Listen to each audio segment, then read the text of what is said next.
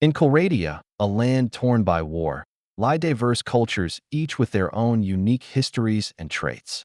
Let's dive into these fascinating factions. First up are the Vlandians, known for their strong cavalry and rich history steeped in chivalry. Their knights are a force to be reckoned with on the battlefield. Next, we have the Sturgians, warriors adapted to harsh, snowy terrains.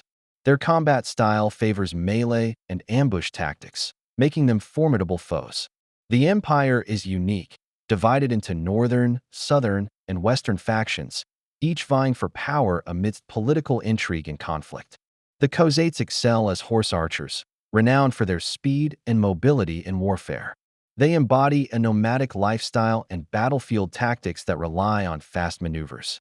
In the deserts, we find the aserai, whose culture revolves around trade, diplomacy, and fierce desert warfare. They are adaptable, the true merchants of war.